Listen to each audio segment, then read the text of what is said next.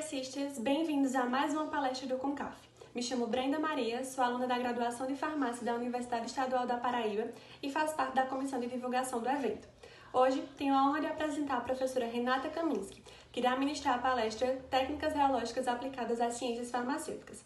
A professora tem graduação em Bacharelado em Química pela Universidade Federal do Paraná, mestrado em Química pela Universidade Federal do Paraná e doutorado em Química pela Universidade Estadual Paulista Júlio de Mesquita Filho. Atualmente trabalha como professora adjunta no Departamento de Química da Universidade Federal de Sergipe, no campus de Itabaiana. Tem experiência na área de Físico-Química de materiais e na preparação de sistemas nanoestruturados, suas caracterizações e aplicações. Agradecemos à palestrante pela contribuição e disponibilidade e a todos vocês pela presença no nosso evento. Esperamos que a palestra seja de grande contribuição e nos colocamos à disposição para quaisquer dúvidas e comentários nos nossos canais de comunicação. Não se esqueçam de se inscrever aqui nesse canal para mais conteúdos. Boa palestra e muito obrigada!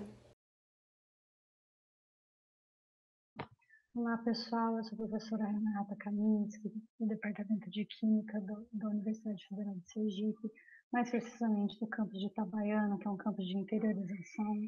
Eu vou falar um pouquinho para vocês a respeito de técnicas reológicas aplicadas às ciências farmacêuticas.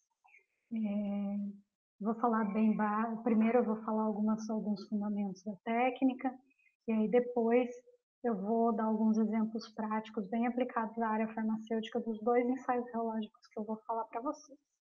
Então, a reologia, a gente começa por definir, né?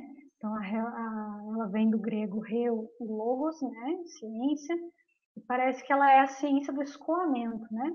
Mas, na verdade, a reologia é a ciência da deformação e do fluxo da matéria. E existe até uma brincadeirinha que diz o que tem que vir primeiro, se o fluxo ou a deformação, igual o ovo e a galinha, né? Então, mas na realidade, a reologia é a ciência que analisa as respostas de um determinado material quando submetidas a tensões e deformações. Bom, antes de qualquer coisa, eu acho que é sempre bom definir alguns parâmetros que vão ser falados, né, várias vezes durante a apresentação. Então, eu começo definindo a tensão e a deformação. A tensão é a força por unidade de área, o símbolo dela, esse símbolozinho que está ali, ele tem como unidade no Sistema Internacional o Pascal. Já a deformação relativa tem esse símbolozinho do gama, né? Reparem que ele é só o gama e ele é adimensional. Bom, mas eu acho que fica mais fácil da gente entender quando a gente olha uma figura, né? Então, eu vou tentar definir algumas coisas baseadas nessa figura. Eu espero que vocês entendam, não é assim, às vezes, tão simples de se entender. Então, a gente volta à tensão. Quando a gente tá falando de uma tensão normal, a tensão é sempre a tensão por unidade de área. Mas quando a gente está falando de uma tensão normal, a tensão que a gente tem é perpendicular à tensão aplicada, à força aplicada. Já na reologia, o que a gente aplica é a tensão chamada tensão de cisalhamento. Como vocês podem olhar na figura, ela é uma tensão aplicada na superfície, ela é uma tensão rente à superfície, que a gente diz. Então, por exemplo, num reômetro, um líquido é colocado entre duas placas de um reômetro. A placa de baixo ela fica fixa, a placa de cima ela vai girando a uma determinada velocidade que você vai programar, né? Aumentando essa velocidade de acordo com a sua programação da sua medida, né?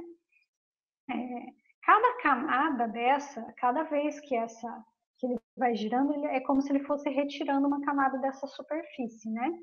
E a deformação é o que se desloca em relação à altura da camada.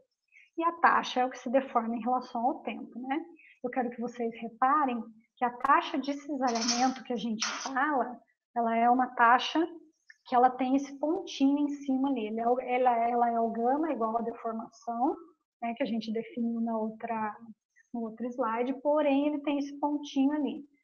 E isso é a taxa de cisalhamento. E aqui eu já coloquei a lei de Newton, até para vocês já ficarem familiarizados com o fato de que a taxa de cisalhamento está na lei de Newton, né? Quando a gente vai falar de reologia.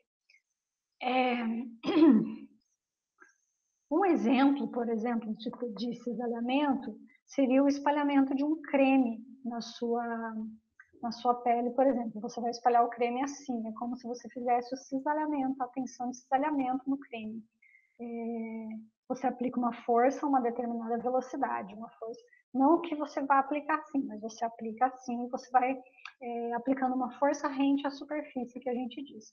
E o Y0 é a altura, né, da aplicação desse creme, a altura que você quer que fique o seu creme. Então, muitas vezes, quando a gente faz medidas reológicas, a gente consegue fazer uma ligação com a espalhabilidade de um creme. Ela acaba por ser uma medida importante, né, cosmética. Bom, existem dois extremos clássicos, né, que é o sólido e o líquido, o sólido ideal e o líquido ideal. Porém, quando a gente está falando de reologia e das coisas que a gente costumeiramente estuda, né, a gente não está falando desses ideais, a gente está falando de outro tipo de material, de alguma coisa que está entre esses extremos. Então, aqui está entre o sólido e o líquido. Então, o sólido ideal, daí tem a maior parte dos materiais, o fluido ideal. E é o que a gente diz, o sólido ideal é o puramente elástico, o puramente viscoso é o líquido ideal, e o viscoelástico é a maior parte dos materiais que a gente estuda, dos sistemas que a gente estuda. Então, por que viscoelástico? Ele apresenta tanto propriedades viscosas quanto propriedades elásticas. Eu vou falar a respeito desses ensaios, esses são os ensaios reológicos tradicionais que a gente tem, né? O escoamento ou fluxo, a oscilação e a fluência e relaxação. Eu vou falar para vocês só do escoamento e do fluxo e da oscilação, porque a fluência e relaxação são alguns reômetros, até alguns modelos mais novos, nem apresentam mais esse ensaio reológico de fluência e relaxação.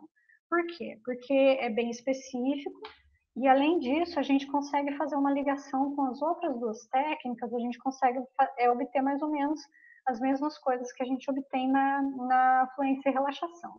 Então, como os mais usados nas ciências farmacêuticas são o fluxo e a oscilação, eu vou falar mais deles, né? Então, acho que todo mundo, eu já coloquei a lei de Newton lá atrás, né? Eu acho que todo mundo que já leu um artigo que tem a reologia já ouviu falar a respeito de um sistema newtoniano. Então, o primeiro comportamento a ser definido é o comportamento newtoniano, que tem uma curva de taxa de cisalhamento em função da tensão de cisalhamento, sendo uma linha reta, passando pela origem, e se a gente fizer um gráfico da viscosidade com a taxa de cisalhamento, a viscosidade não vai variar. Isso quer dizer que por que acontece isso? Né? Como a gente pode ver, não existe nenhum expoente. É uma equação de reta pura e simples. Ela passa pela origem, não existe nenhuma outra constante somada a isso. Então, ela é uma equação de reta, não existe nenhum expoente. E a viscosidade é a constante de proporcionalidade, né, entre a tensão de cisalhamento e a taxa de cisalhamento.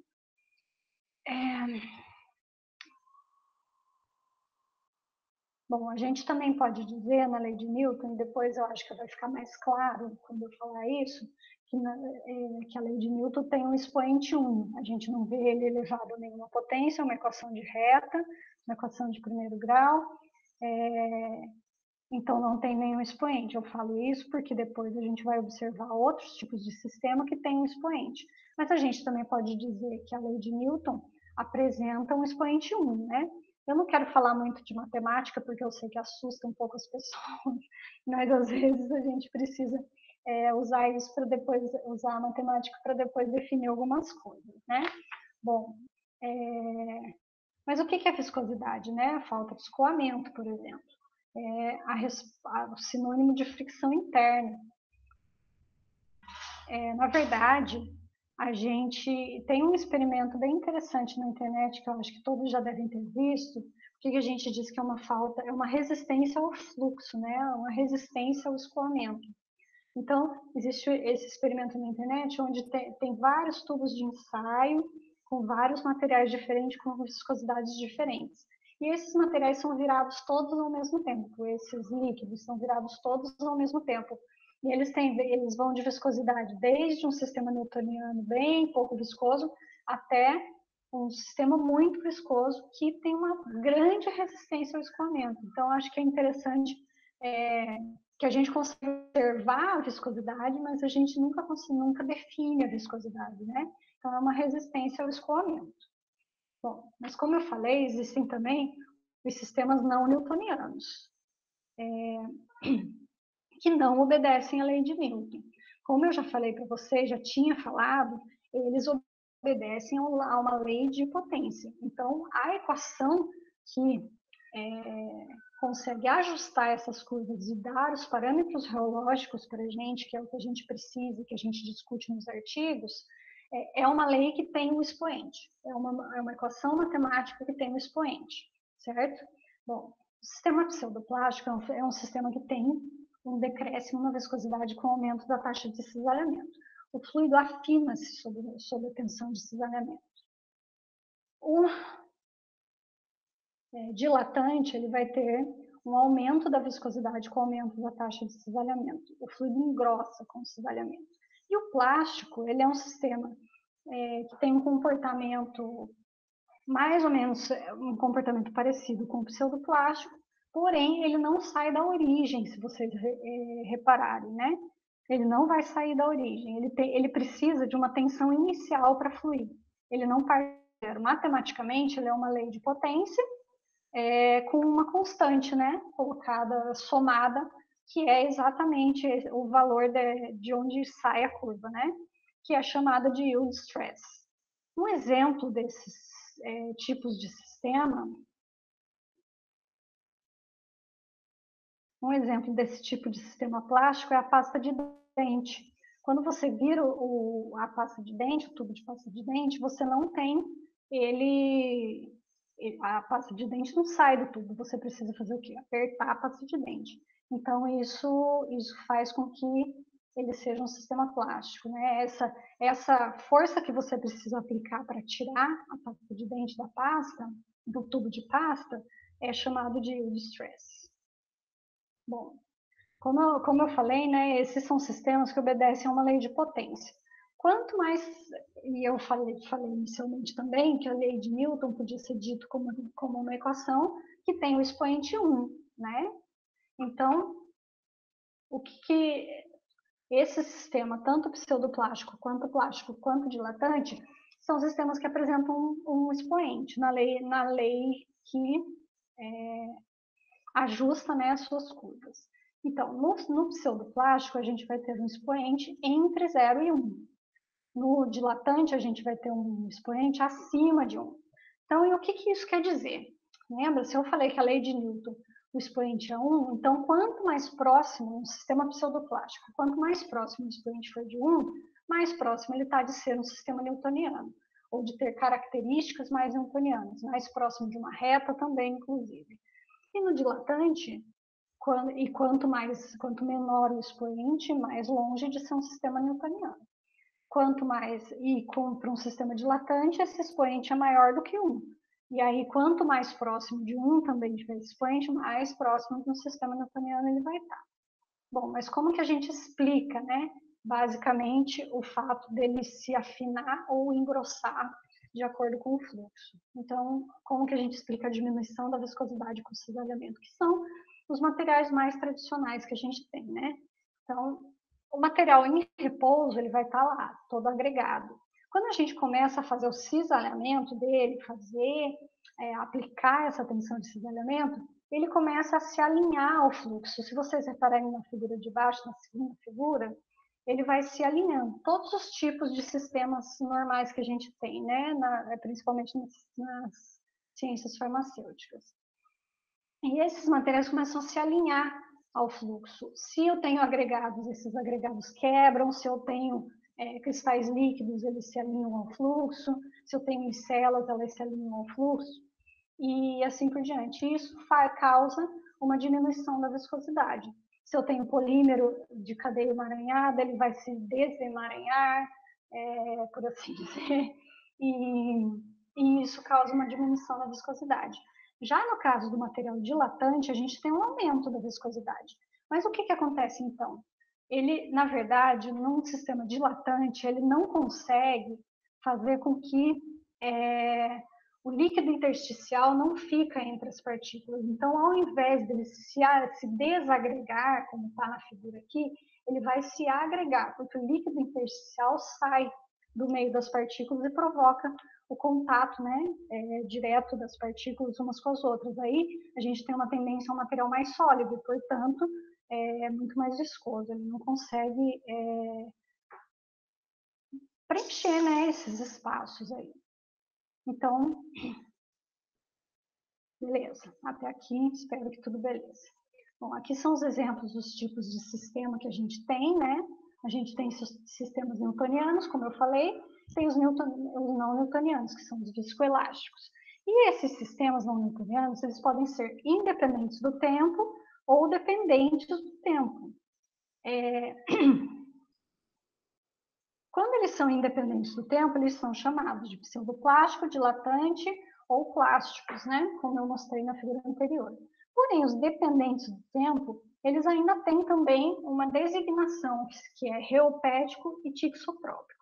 O reopético aumenta a sua viscosidade com o tempo e o tixotrópico diminui a sua viscosidade, não com o tempo, desculpa, com o cisalhamento.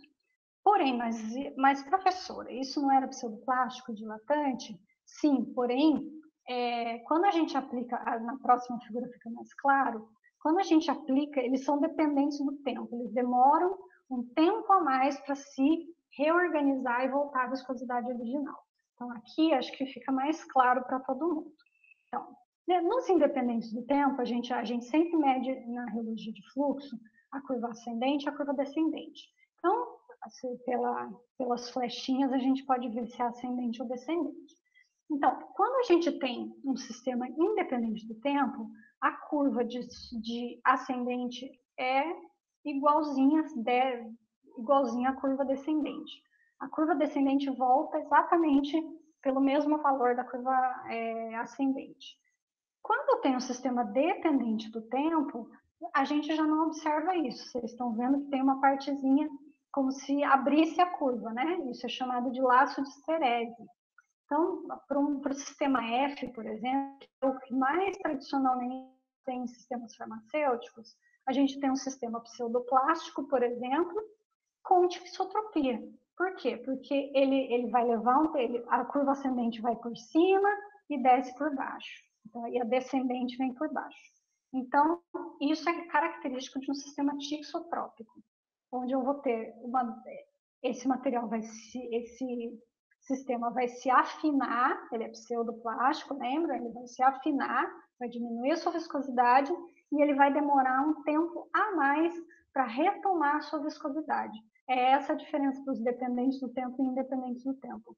O sistema não volta à sua viscosidade original imediatamente. Ela demora um certo tempo. Então, um exemplo disso, e o dilatante é ao contrário, né?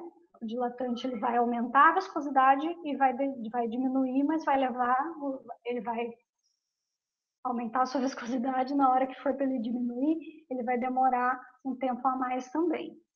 Então, a curva ascendente e a descendente não voltam uma em cima da outra. E quanto maior esse laço, essa abertura entre as curvas, maior é o tempo que ele demora para se reorganizar.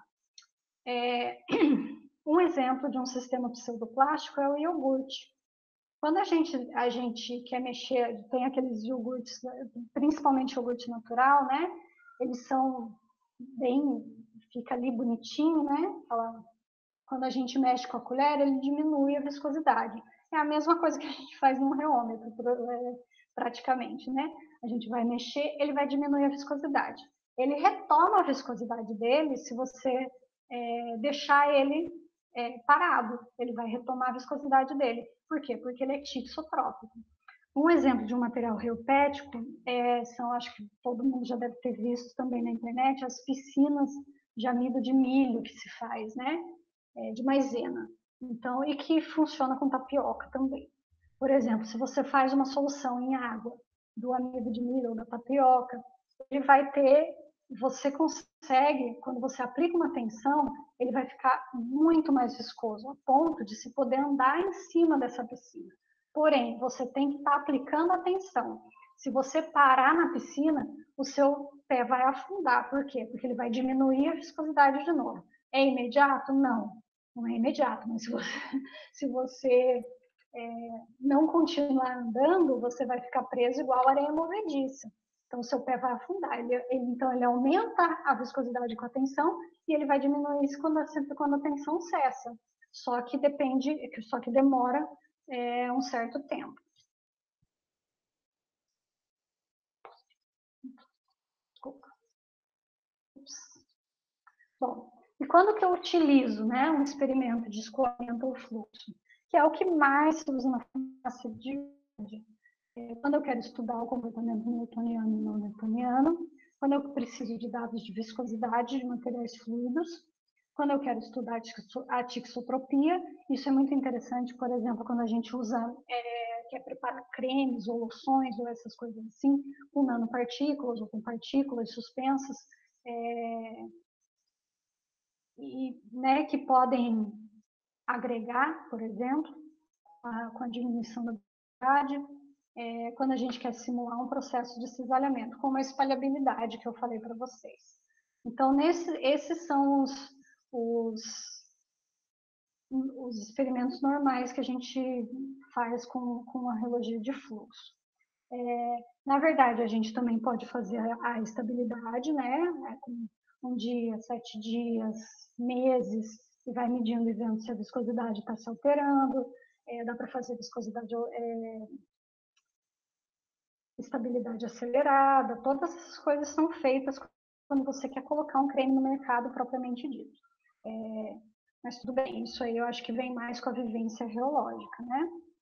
Bom, agora na continuação eu vou falar um pouco para vocês a respeito dos testes oscilatórios. Então, como eu falei no início, o teste oscilatório, tem o teste de fluxo que eu falei um pouco para vocês, que é o mais comum que a gente faz, e tem o teste oscilatório, né?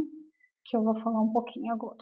Então, no teste oscilatório, o que acontece de diferente é que enquanto no quando a gente está fazendo relogia de fluxo, a gente está fazendo a geometria, o aparelho girar dessa forma, na relogia oscilatória, a gente aplica uma tensão senoidal, uma tensão que vai e volta. A geometria vai se mover dessa forma.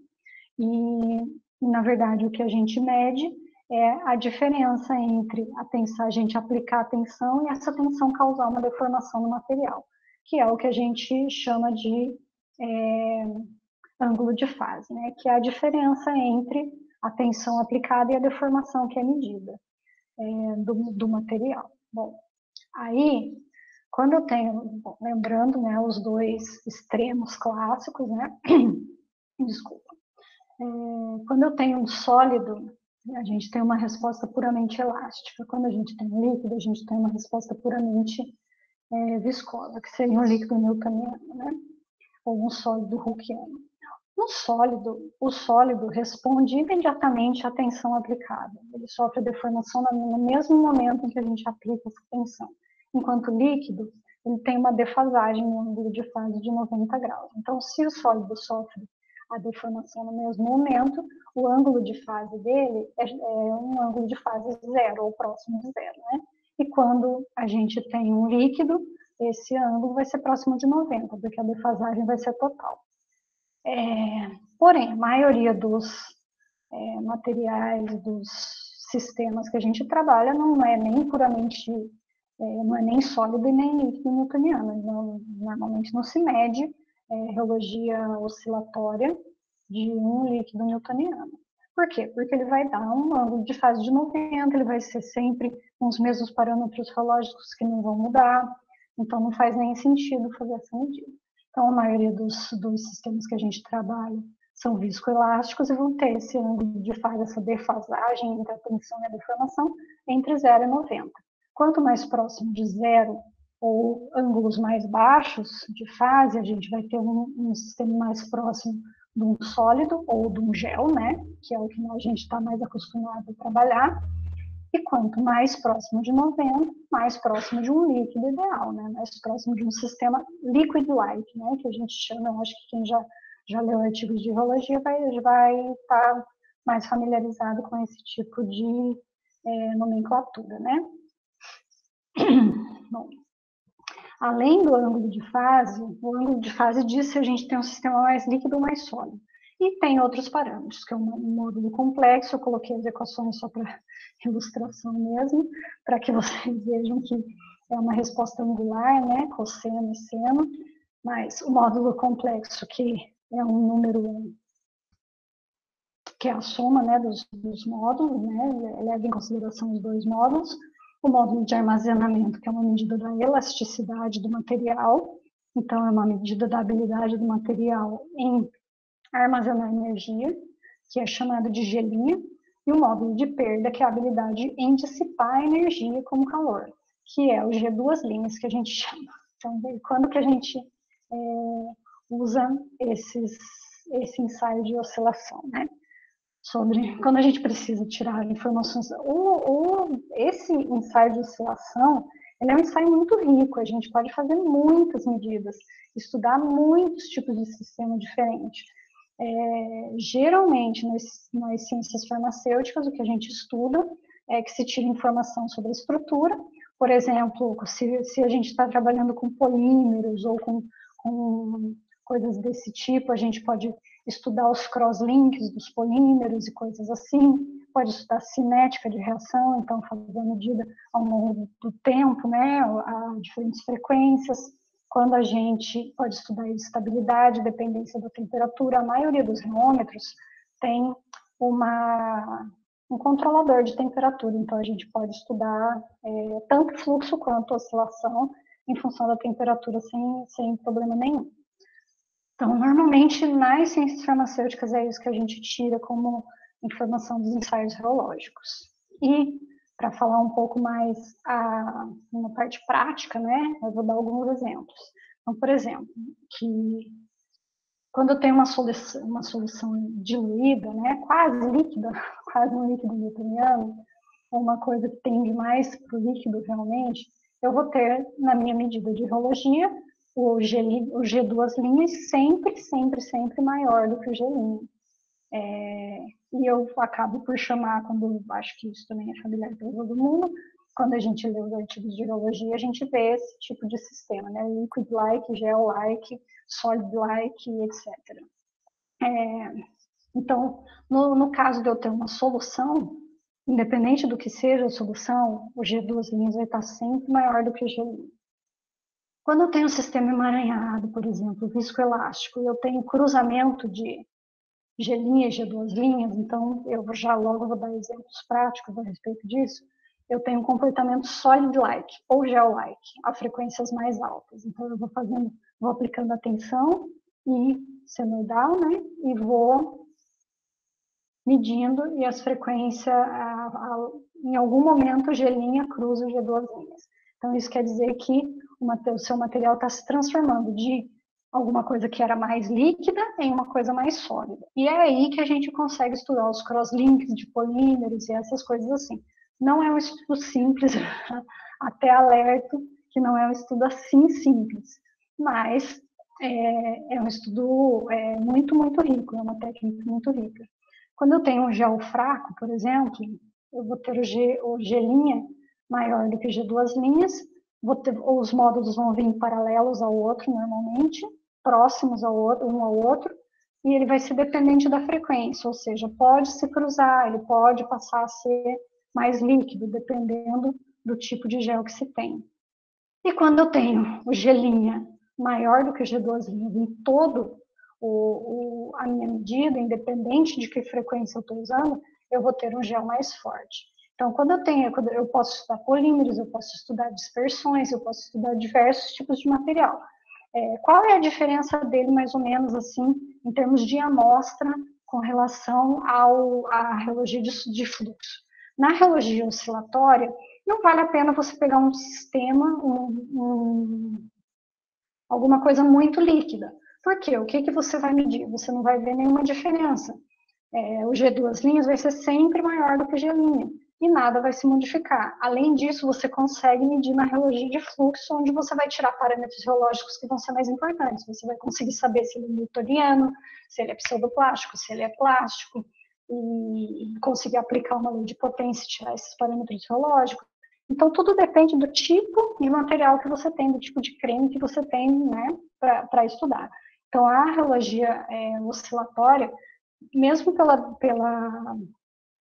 é mais difícil de você estabelecer os parâmetros para fazer uma boa medida de geologia oscilatória. Então, a gente faz quando a gente tem um sistema bem mais viscoso, no qual não é possível medir por geologia de fluxo, ou que você quer estudar, né, a estabilidade ou a estrutura do sistema, coisas assim. Então, tudo depende do que você quer estudar. Porém, se você quer estudar, por exemplo, a estrutura do sistema e você tem um sistema muito líquido, você também não vai conseguir fazer isso por geologia oscilatória, porque nada vai mudar, entendeu? Então, precisa de um certo conhecimento nesse sentido, né? Bom, e aqui um exemplo do que a gente faz primeiro. A primeira coisa que a gente faz na reologia de fluxo, quando a gente vai medir uma reologia, desculpa, oscilatória, é sempre a determinação da região de viscoelasticidade linear. Eu vou mostrar um exemplo também. O que essa medida me dá, né? Então, ela é a resposta do material à amplitude de deformação crescente. Eu vou aplicando uma amplitude crescente e vou monitorando no material qual vai ser, em que momento ele vai quebrar. Basicamente é isso. Então, eu monitoro a frequência constante, a temperatura constante, para que eu saiba quais são os meus parâmetros de medida, porque eu não posso aplicar nada acima daquele valor.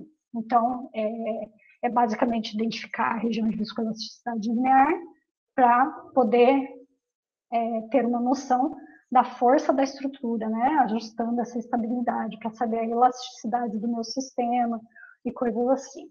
Agora eu vou dar um exemplo disso no sistema real, né?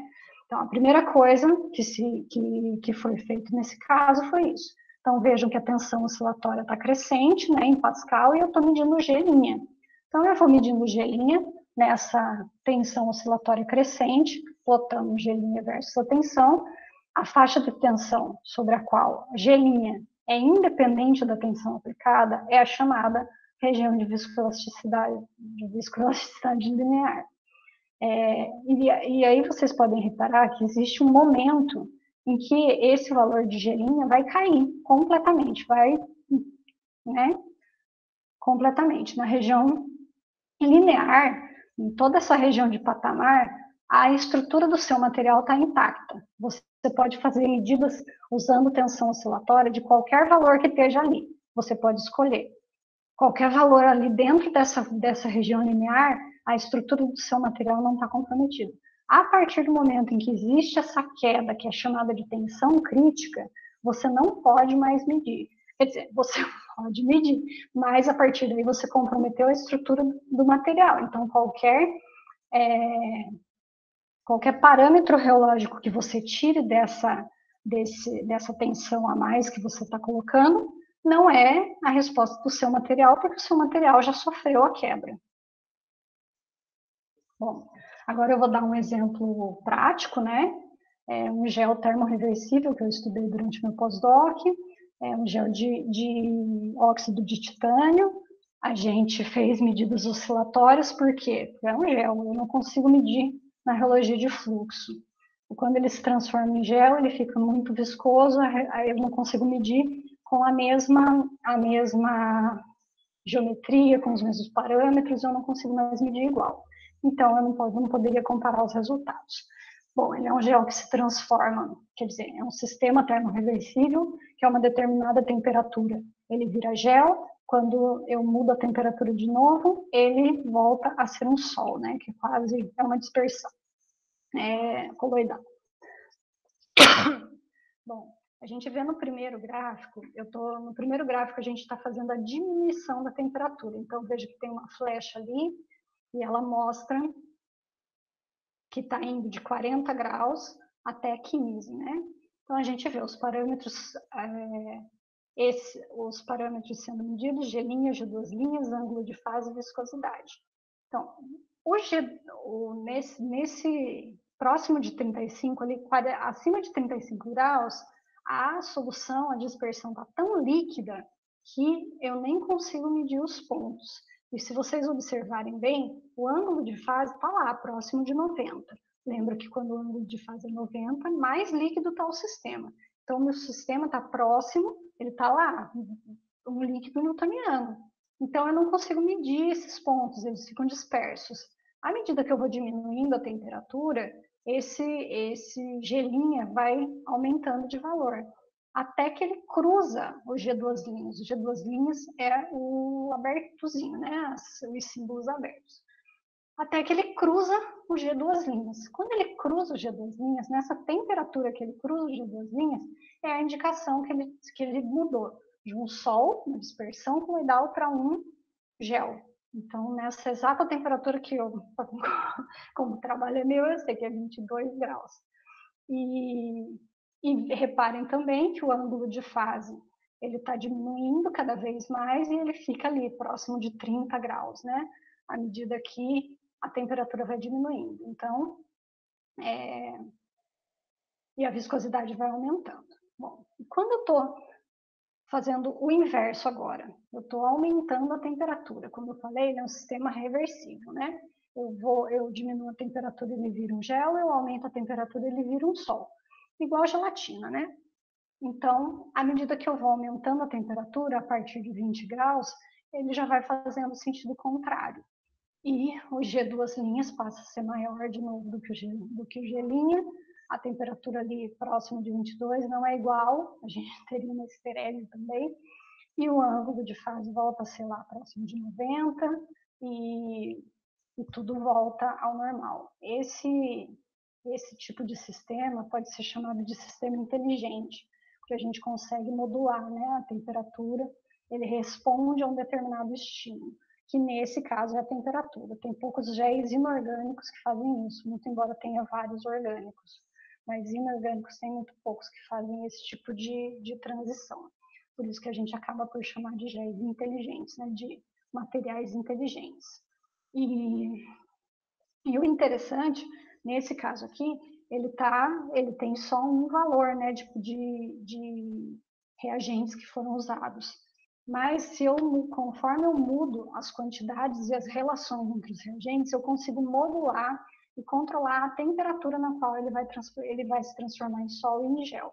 Então, esse é 22, a gente tem um que é 35, tem outro que é 37, e assim por diante.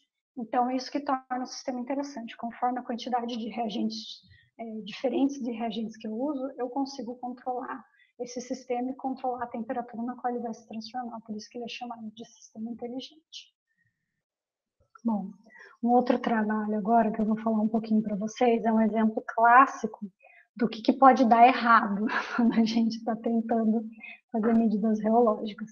Acho que vocês vão reparar também que em todos os trabalhos que eu vou trazer para vocês como exemplos e como estudos, a gente sempre faz um estudo estrutural também, que é usando a técnica de Sachs, espalhamento de raio-x a baixo ângulo, porque ela dá informações estruturais, então a gente faz uma ligação entre as técnicas geológicas utilizadas e a técnica estrutural, né, para a gente poder fazer essa ligação com a estrutura. Bom, então esse é um trabalho de mestrado de uma aluna minha, que já concluiu ano passado, e a gente estuda protetores solares puramente inorgânicos. E a gente usa como base cosmética cristais líquidos. Então, a gente estuda além do protetor como um todo, a gente estuda a base cosmética, porque só a base cosmética poderia ser usada também como um outro sistema de liberação, por exemplo, né, tópica. Então, a gente estuda essas bases cosméticas também. O inicial do trabalho dela, então, foi estudar a base cosmética antes de colocar as nanopartículas de dióxido de titânio como protetor solar. A gente usa como base, como reagentes dessas bases cosméticas, um tensoativo, uma fase oleosa e água, normalmente.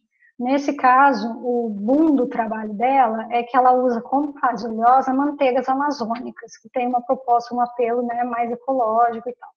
E além de agregar várias propriedades a essa base cosmética, a esse creme, né? Então, ela fez um estudo com óleo de pracaxi e com e com óleo de coco. Esses que dois que eu vou apresentar aqui são esses. O óleo de pracaxi, ele tem a propriedade de ser repelente. Então, a ideia era fazer um protetor solar puramente inorgânico e que tivesse a propriedade repelente, né? Mas, inicialmente, ela estudou a base cosmética. Então, a gente usa como tensoativo o Twin 80, e aí vai colocando várias proporções diferentes. Claro que existe uma faixa cosmética em que a gente tenta trabalhar e que a gente extrapola um pouco, né, essa faixa para outros estudos, né? Não é um estudo de base também. Então, inicialmente, ela estudou por Sachs o óleo de pracaxi puro. E só o óleo de pracaxi puro, ele já apresenta uma fase cúbica, que está representada ali na figurinha. Só que a reologia dá para ser medida do óleo de pracaxi, ele não tem uma viscosidade muito elevada nesse caso. Quando a gente começa a adicionar, né, o óleo de pracaxi no sistema tensoativo, óleo e água, a gente vai vendo essas fases mudarem, esse comportamento de fase mudar. Então, até 30% de tensoativo adicionado, 30% de tensoativo, só 10% de óleo de pracaxi e o restante de água, 60% de água, a gente tem uma fase hexagonal. Essa fase hexagonal, ela aparentemente ali na figurinha, ela até parece que ela é newtoniana, mas não é newtoniana não. Ela é pseudoplástica. Então, mais a gente consegue medir. À medida que a gente vai aumentando mais a quantidade de tensoativo no sistema, diminuindo a água e mantendo a quantidade de óleo fixa, a gente vai vendo que essas fases vão mudando e a gente passa a ter uma mistura de fase hexagonal e cúbica, de fases hexagonais, de fases cúbicas diferentes. E a fase cúbica, tradicionalmente, é uma fase bem estruturada e que apresenta uma viscosidade um pouco mais elevada, exceto essa cúbica FD3M, que não é uma cúbica que tem a viscosidade muito elevada. E aí, como vocês podem reparar nessa terceira figurinha ali, o que a gente vê na reologia de fluxo é o que? Parece um bico de pato, né? Esse bico de pato é um problema, porque isso quer dizer que a viscosidade desse sistema ultrapassou a capacidade de medida da técnica, né? Usando a geometria que a gente está usando as condições que a gente está usando. Então, o que eu teria que fazer, por exemplo, para conseguir medir? Eu poderia mudar de geometria para uma geometria menor, mas eu já estava usando uma bem pequena, então já seria difícil. Eu poderia aumentar a distânciazinha entre as placas, que a gente diz aumentar o gap. Poderia? Poderia. Talvez eu conseguisse medir, mas essas medidas não seriam comparáveis entre si. Então, tudo que eu tinha, e eu não conseguiria medir no mesmo gap, na mesma separação de placa, essa outra que é menos viscosa. Entende a complicação? Então, qual seria realmente o que deveria ser feito? Reologia oscilatória, nesse caso, que daí você poderia fazer todas as amostras por estudar, né, usando ensaios reológicos de oscilação. Isso poderia ser uma saída e foi o que a gente tentou fazer e que acabou que não foi na dissertação dela, está ainda em estudo, o nosso reômetro quebrou. Mas a gente tem, mudando essas proporções desses reagentes, né, no diagrama de fases, a gente tem várias fases diferentes, conforme a gente muda essas proporções de reagente, que vão desde lamelar, passando por hexagonal, cúbicas, até que com excesso de tensoativo a gente passa a ter uma microemulsão. Essa microemulsão também não pode ser medida com a mesma geometria que é medida a hexagonal e a cúbica IM3M, por exemplo. Eu teria que usar uma geometria maior, porque ela é uma microemulsão, é um sistema newtoniano. Então, eu não conseguiria medir da mesma forma, eu também teria que trocar. Então, assim, Parece tudo muito fácil, mas ajustar todos os parâmetros não é tão fácil assim. Bom, ela fez esses estudos, determinou essas fases, é um programa fantástico de um grupo que a gente tem colaboração na USP, e esse programinha para determinar as fases de sax facilita muito a vida. E quando a gente usa, então isso com óleo de pracaxi aconteceu tudo isso. Essas misturas de fases cúbicas acabam por complicar as medidas reológicas, né? Quando eu passo a usar o óleo de coco, eu vou ter o mesmo comportamento, mais ou menos. O óleo de coco ele já é uma mistura de fases, ele já não é uma coisa pura, mas ele também tem, sozinho, já tem uma estrutura. A gente ainda consegue medir por reologia. O óleo de coco, quando o óleo de coco está usado, está na base cosmética, até 30% ele tem uma fase hexagonal pura, o que é excelente. Então, 30% de tensoativo, 10% de óleo, independente da qual fase oleosa eu estou falando, no caso do trabalho dela, né? E 60% de água é a nossa, digamos, amostra boom. Ela tem fases diferentes para os dois óleos, tem, claro, o outro tem mistura, mas ela é uma amostra, digamos assim, que ela está na faixa cosmética, não tem um excesso de tensoativo, não tem muito óleo, não vai deixar o protetor oleoso. Então, digamos assim, que ela é a escolhida, né? E acontece a mesma coisa quando a gente vai aumentando muito a quantidade de tensoativo, como vocês podem ver. Eu também observo o bico de pato. Então, eu também não consigo mais medir a minha reologia com as mesmas condições que eu estava medindo antes. Então, isso complica muito, né? Eu teria que fazer realmente um ensaio oscilatório.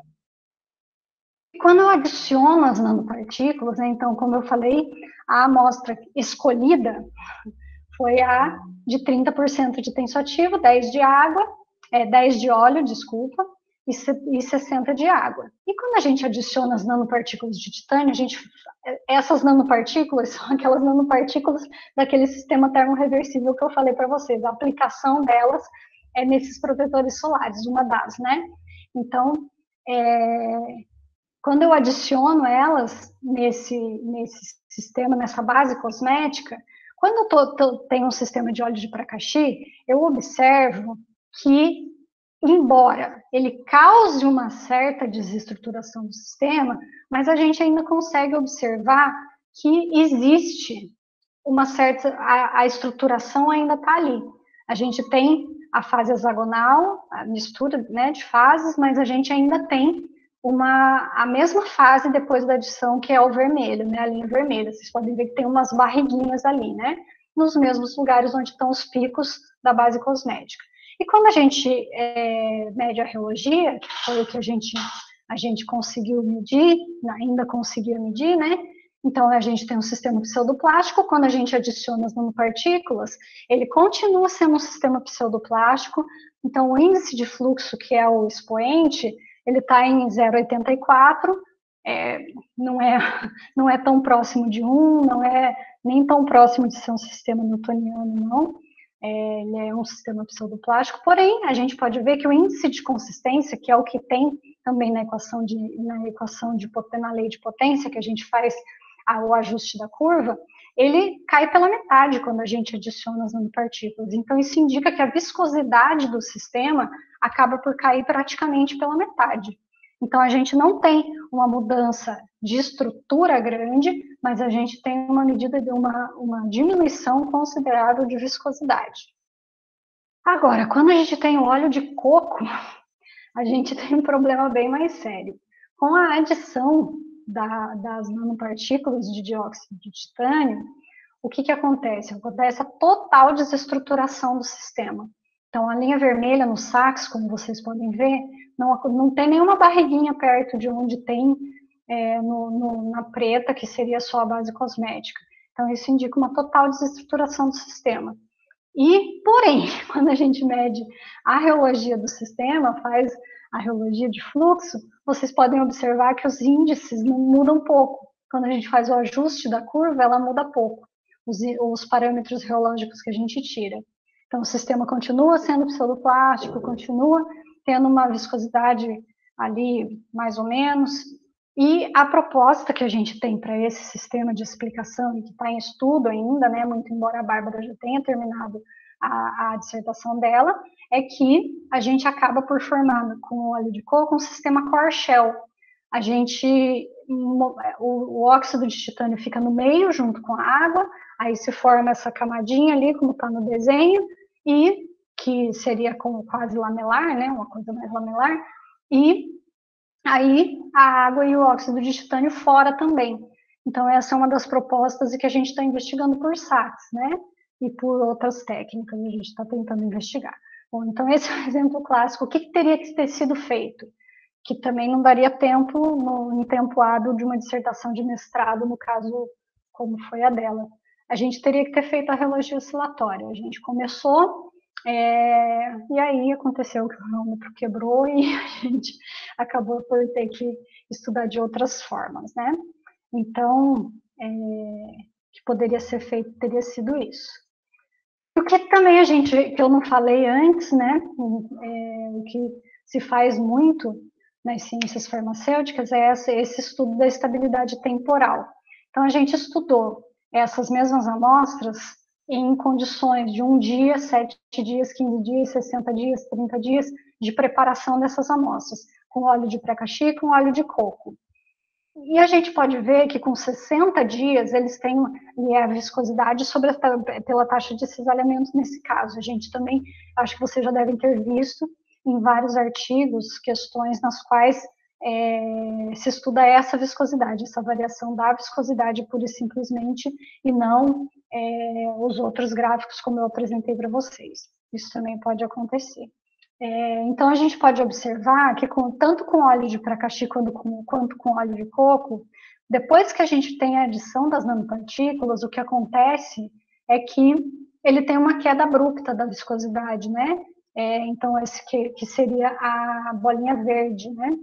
No caso com dióxido de titânio. Porém, a base cosmética em si, até fora com óleo de pracaxi, que ele tem um aumento da viscosidade com o tempo, ele não teria, a base cosmética não sofre tanto o efeito do tempo, como quando a gente adiciona as nanopartículas de titânio. O que acontece? Essas nanopartículas de dióxido de titânio, elas têm cargas superficiais, que é por isso que elas não agregam, né? Elas são nanopartículas, elas são transparentes, elas não são brancas, não ficam brancas na pele, por quê? Porque elas têm cargas superficiais que evitam que elas se agreguem. Porém, assim como evita que elas se agreguem, num sistema água-óleo tensoativo, num sistema hexagonal, num sistema de cristal líquido, ela perturba o sistema, né? Essas cargas superficiais acabam por desestabilizar o sistema. Então, a gente tem que achar um meio termo entre essas quantidade de cargas superficiais que não perturbe o sistema, mas também que não se agregue o suficiente para deixar o protetor solar branco. Então, esse foi o grande desafio do trabalho da Bárbara, e que ela concluiu, assim, muito bem, na verdade. Bom, agora eu vou mostrar um outro exemplozinho, rapidamente, né, de um trabalho com a professora Cariane Nunes, que está agora atualmente no Pará. Foi um estudo, a ideia inicial desse estudo era um gel vaginal ou para o dente, né, para colocar em problemas, para curar infecções na gengiva, por exemplo. Então, qual é o problema disso? Ele tem que ser fácil de tirar da seringa, mas ele não pode ser fácil de sair, tanto do dente quanto, por exemplo, da vagina, no caso de um gel vaginal. Então, ela estudou também a base, que é monoleína, né? A monoleína é um lipídio fantástico de se trabalhar, e ela foi mudando quantidades de monoleína, quantidades de água. E aí fez também as diferentes quantidades de fármaco, né? Depois colocou o fármaco. Então, o que ela observou? Ela tem inicialmente, com pouca quantidade de monoleína, ela tem um sistema newtoniano, que seria a primeira figura. E a gente observa também que a gente tem sistemas no SACS, né, a parte estrutural, a gente tem fases, a gente não tem uma fase líquido-cristalina, a gente tem uma microemulsão, praticamente, que é essa barriga, característico dessa barriga aí que tem, e o pico pode ser até mesmo da monoleína. Bom, aí à medida que vai se aumentando a quantidade de monoleína e aumentando a quantidade de água, 5, 10, 15, ele já vai passando de um sistema newtoniano a um sistema pseudoplástico. Esse sistema pseudoplástico já indica um aumento da viscosidade. Quando aumenta ainda mais a quantidade de monoleína, e daí faz esse estudo com água, aí ela já começa a ter problemas nas medidas de rheologia de fluxo. Então, observe que inicialmente, na segunda figura, na figura B, ela não tem tixotropia, não existe esterese. Então, a figura, tudo bem, é um sistema pseudoplástico, tudo bem, mas ele vai e volta por cima praticamente. Já na C, a gente já tem uma quantidade de monoleína maior, então essa variação da quantidade de água já faz com que exista uma esterese, já é dependente do tempo.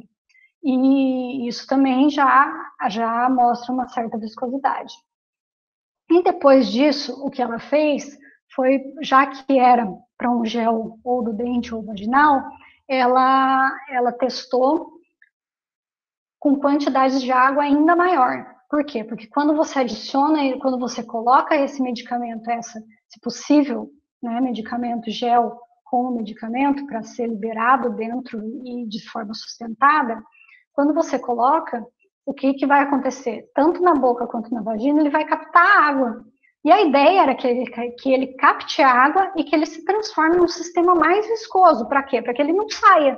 Então, essa é a ideia inicial. E foi exatamente isso que aconteceu.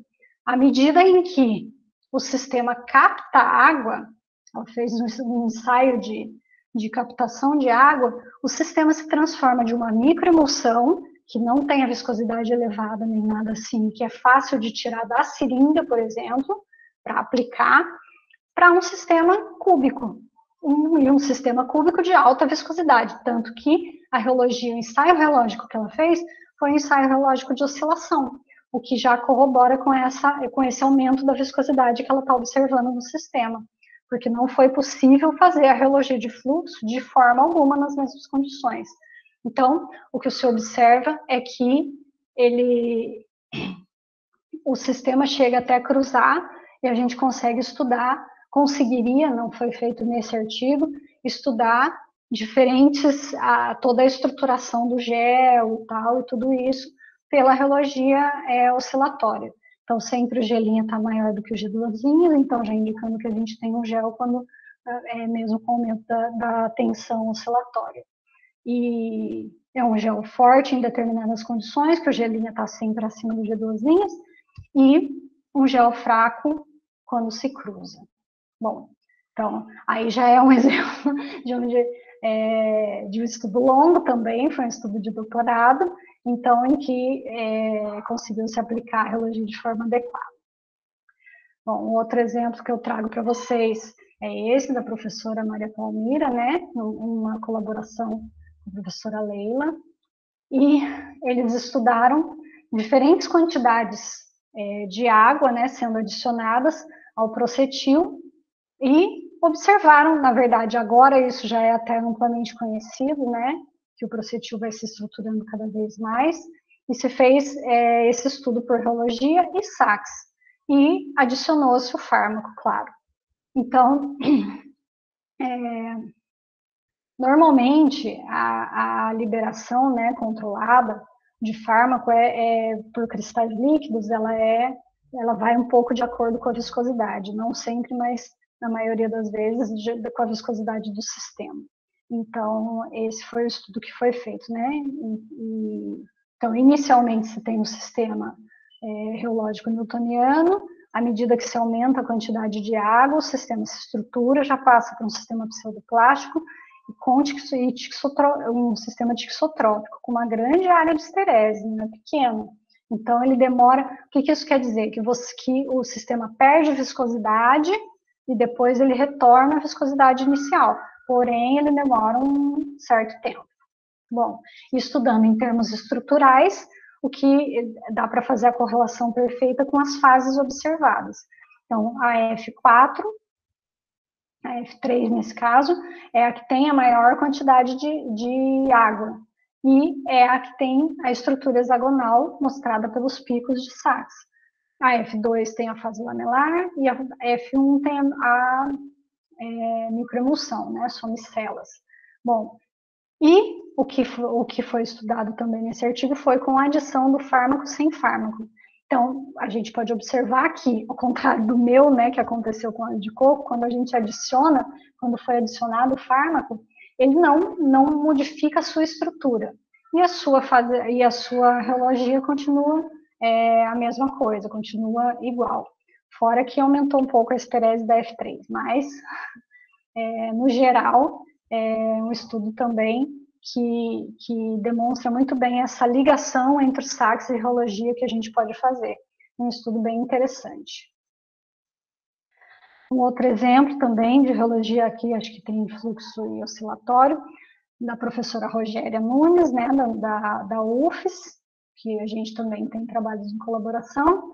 Então, a ideia desse artigo era o quê? Era fazer um sistema larvicida, onde se coloca o larvicida com óleo essencial, larvicida, dentro de uma estrutura inicialmente micelar, né, microemulsionada, e depois, com a captação de água também, eles transformariam numa fase mais viscosa. Então, ela fez esse estudo, e vocês podem observar no diagrama de fases que ela faz uma linha de diluição, né, e ela passa de uma fase de um sistema microemulsionado para um sistema de cristal líquido. Então, ela foi estudando isso, aqui tá mais bonitinho. E ela foi estudando isso de acordo com a quantidade de água que ia adicionando a mais no sistema. Então, inicialmente, ela tem uma microemulsão, aquela A1, que é uma barriga, né? E à medida que vai se adicionando mais e mais, vai se transformando de uma fase hexagonal, numa fase lamelar, numa fase hexagonal, numa fase cúbica. Então, com essa quantidade de água. E a reologia é possível. Aí também vocês podem ver exatamente onde se quebra a parte que não pode mais ser estudada, né, por um tipo de reologia, pela reologia de fluxo, e se tem que passar para a reologia de oscilação. Então, até a amostra A6, tudo vai tranquilo por reologia de fluxo. Claro, já tem uma esterese, já tem algumas flutuações ali meio esquisitas, mas a gente passa de um sistema newtoniano para um pseudoplástico independente do tempo, para um tixotrópico. Ok. A partir do A7, a gente já tem uma estruturação, como a gente pode ver no Sachs, e essa estruturação já impede que seja estudado nas mesmas condições das outras amostras iniciais, chamando atenção, mas não podia mudar, por exemplo, a geometria, os parâmetros para todas? Podia, só que a A1, a A2, a A3 também não vai ser possível estudar com as mesmas condições dessa A7, A8, A9, porque uma é muito viscosa, a outra é muito pouco viscosa. Então, independente de se mudar para todas ou não dá para estudar nas mesmas condições. Então, você tem que realmente passar por um outro ensaio. Então, e foi isso que ela fez. E aí estudou, fez ensaios oscilatórios, né? E verificou que a partir da 7, A7, A8, A9, A10, já tem um sistema gel-like, né? Que a gente chama, que também é um sistema cúbico, um sistema hexagonal. Já são sistemas que realmente têm uma viscosidade maior. Então, há trabalhos muito bem apresentados. Bom, acho que eu já até ultrapassei meu tempo. Eu queria inicialmente agradecer a comissão organizadora do CONCAF. Foi um prazer para mim participar. Um orgulho participar desses eventos diferentes, com todas as dificuldades hoje que a gente está saindo bem. E eu queria mostrar um pouquinho, né, agradecendo já, e queria mostrar um pouquinho do meu grupo. Então, a gente tem, eu e o professor Vitor Hugo, a gente tem esse grupo, o Laboratório de Pesquisa de Materiais Híbridos em Sergipe. Então, aqui está o nosso churrasco de fim de ano, todo mundo animado. E eu queria mostrar o pessoal que foi todo envolvido nesses trabalhos, né, de protetor solar principalmente. A Heloísa, que foi co-orientadora da Bárbara e que ajudou muito bem nesse trabalho, e todos os alunos de C que a Bárbara teve pelo caminho. Foi a Giovânia, a Thaís, o Wilton, a Letícia e a Camila. E eles todos eles tiveram a sua partezinha nesse trabalho e foram muito bem formados e saíram muito bem. E também apresentar o grupo de biosistemas da USP, liderado pelo professor Leandro Barbosa, que ajudou a Bárbara. A Bárbara passou um certo tempo em São Paulo, fez algumas medidas e fez principalmente os ajustes de curvas de Sachs, por um programa, como eu falei para vocês, que se chama Scripta, e que é online, todo mundo pode usar se precisar, é só entrar pelo Gmail, se procurar Scripta vai achar com certeza, e é um programa que te dá muito bem as fases. Claro, você tem que conhecer a técnica e conhecer as limitações físicas, né, de uma fase hexagonal, cúbica e essas coisas assim. Porém, é um programa que ele faz o ajuste para você. É excelente e a gente trabalha em colaboração e trabalha ainda. E eu queria agradecer às agências de fomento, ao INMS, ao IF da USP, né, por receber a Bárbara, que fez parte desse trabalho, porque senão não teria concluído. E a todos os meus colaboradores, como eu já falei, ao CONCAF pelo convite, foi uma honra, e a vocês pela atenção. Muito obrigada.